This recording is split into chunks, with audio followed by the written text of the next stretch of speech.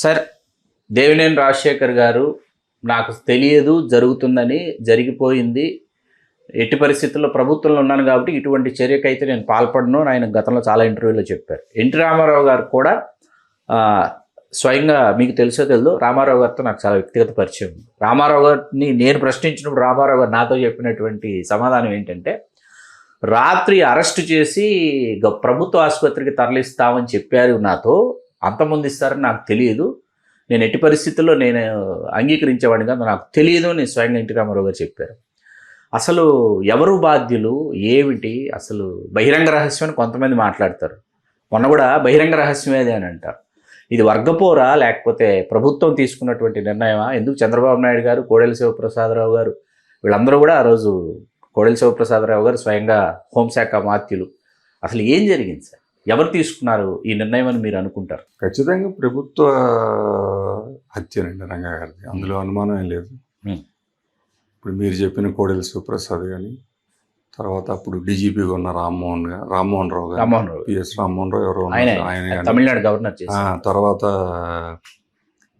ఆ లోకల్గా ఉన్న డీసీపీ ఒక ఆయన ఉన్నాడండి, డీసీపీ, వీళ్ళందరూ కలిసి చేసిన కార్యక్రమం ఇది. స్వయంగా పోలీసులే లీడ్ చేశారు అసాసిన్స్ని.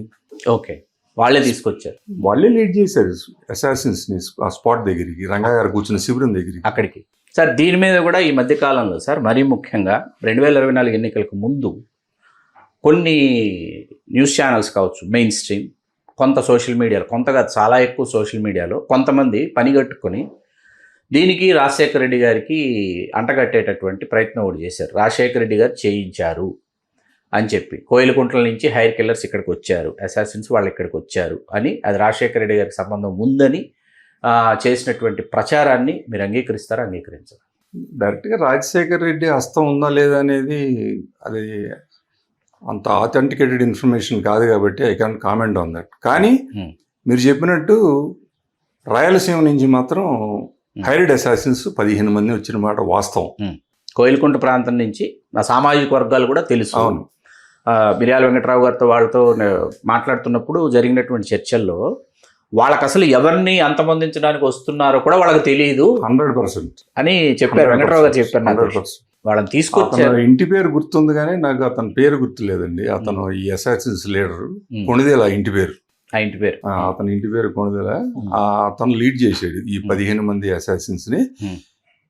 అయితే ఈ 15 మందితో పాటు ఇక్కడ లోకల్గా ఉన్న తెలుగుదేశం పార్టీ వీళ్ళు కూడా కోఆపరేట్ చేశారు. కోఆపరేట్ చేసి అంటే లోకల్ ఇది వాళ్ళకి తెలియదు కదా. అవును, తెలియదు. వాళ్ళు కూడా కోఆపరేట్ చేశారు. మీరు అన్న 100% కరెక్ట్. ఆ అసాసిన్స్ ఆయన్ని హత్య చేసిన తర్వాత రాష్ట్రం తగలబడుతున్నప్పుడు వాళ్ళకి తెలిసింది వాళ్ళు ఎవరిని హత్య చేశారు. వాళ్ళకి అప్పుడు అర్థమైంది, అప్పటిదాకా తెలియదు ఎటువంటి నాయకుడిని మీదకి వెళ్ళామన్నది వాళ్ళకి తెలియదు. సార్, మరి రాజయువరాజ్ థియేటర్లు ఉన్నాయి, సాక్షాత్తు రాజశేఖర రెడ్డి గారు అని తెలుసు. రాజశేఖర రెడ్డి గారు భవిష్యత్తులో, ఎందుకంటే 85లో ఆయన పిసిసి అధ్యక్షుడు, రంగా గారు మొట్టమొదట ఎన్నికల్లో పోటీ చేసి గెలిచినప్పుడు రాజశేఖర రెడ్డి గారు స్వయంగా పిసిసి అధ్యక్షుడు.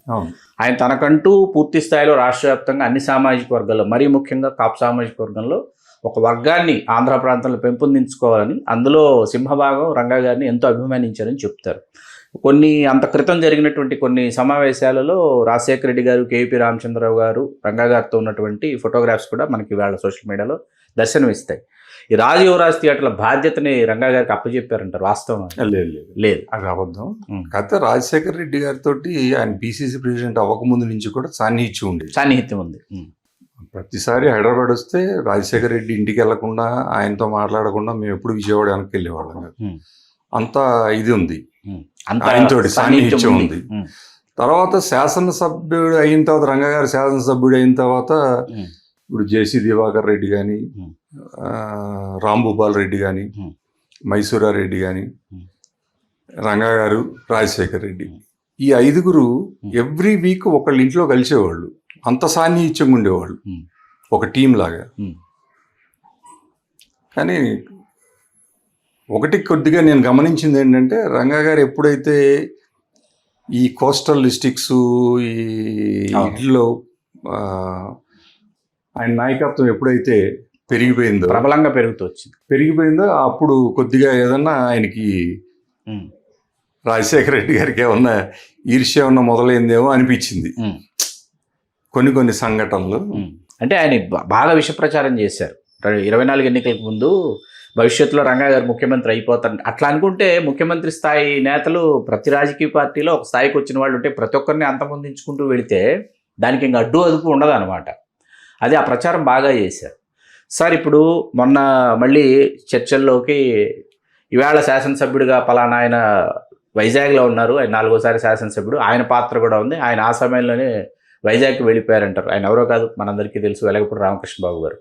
ఆయన పాత్ర ఉందా, చలసాని పండు గారి పాత్ర ఉందా, లేకపోతే దేవినేని వెంకటరమణ గారి పాత్ర? ఆ రోజు ఆన్ ద స్పాట్ చలసాని పండు కూడా ఉన్నారు, చలసాని పండు కూడా ఆఖరణ వచ్చి పాల్గొన్నారని చెప్తారు. వాస్తవాలు ఇవన్నీ?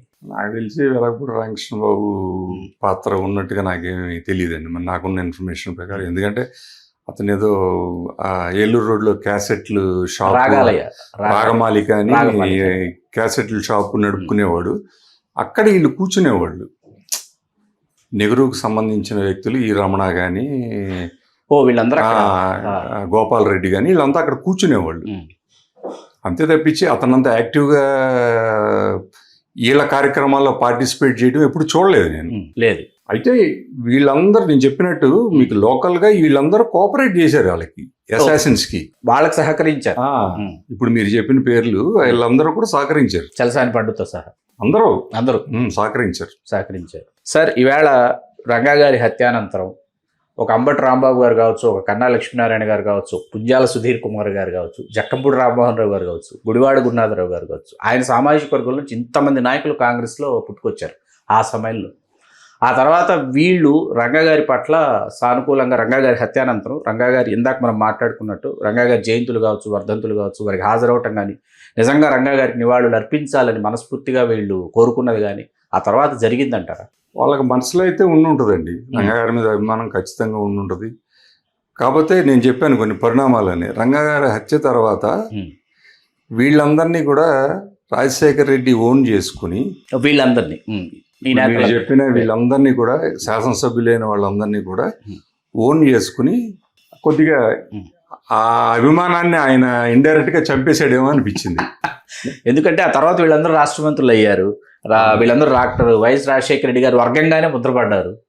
సుధీర్ కుమార్ గారి తరహా వేరు కాబట్టి ఆయన మిగతా వాళ్ళ గురించి. సార్ రంగా గారి వారసులు ఈవేళ మీరు 2004 ఎన్నికల్లో రాధాకృష్ణ గారిని తీసుకొచ్చారు, గెలిపించారు. ఆ తర్వాత ఎందుకు వంగవీటి రాధాకృష్ణ గారి రాజకీయ జీవితం ఒడిదుడుకులమయంగా సాగిందంటే మీరు ఏం చెప్తారు? ఏదైనా ఒక కార్యక్రమం సక్సెస్ అవ్వాలంటే టీం వర్క్ ఉండాలండి. ఆ టీం వర్క్ చేసే టీం లేదు అక్కడ. ఇప్పుడు 2004లో మేము ప్రొజెక్ట్ చేసిన మాట వాస్తవే, కానీ మేము గెలిపించాము అని అంటే అది దాన్ని ఏమంటారో నాకు అర్థం కాదు. చాలా మీరు వాతావరణాన్ని సిద్ధం చేశారు, మీరు అతన్ని పోటీ చేయడానికి సిద్ధం చేసిన వరకు మా పాత్ర. ఆ తర్వాత రంగగారి అబ్బాయిగా రంగగారిని అభిమానించే వాళ్ళు అందరూ కలిసి గెలిపించారు అతన్ని. ఇంకా ఆ తర్వాత అతను ఒక టీం వర్క్ లేకుండా అంత స్వయం నిర్ణయాలు, సొంత నిర్ణయాలు తీసుకోవటం, వ్యక్తిగత నిర్ణయాలు తీసుకోవటం, తప్పుడు అడుగులు వేయటం, ఇవన్నీ అని నేను అనుకుంటున్నా. తప్పుడు అడుగులు వేశాడని. బట్ యాజ్ ఆన్ టుడే ఇప్పుడు కనపడతా ఉంది కదా, ఇప్పటివరకు స్థిరంగా రాజకీయ జీవితం స్థిరపడలేదన్నది అర్థమైపోతుంది. హలో, తెలుగు రాజ్యం ఛానల్ చూస్తున్నారా? సామాజిక, రాజకీయ, జీవన చిత్రణే తెలుగు రాజ్యం. అతిశయోక్తులు, అసత్యాలు ఉండవు. రాజకీయ కోణం కాదు, ప్రజా కోణమే కొలబద్ద. తెలుగు రాజ్యం వీక్షణ మీ ఉత్తమ అభిరుచికి నిదర్శనం.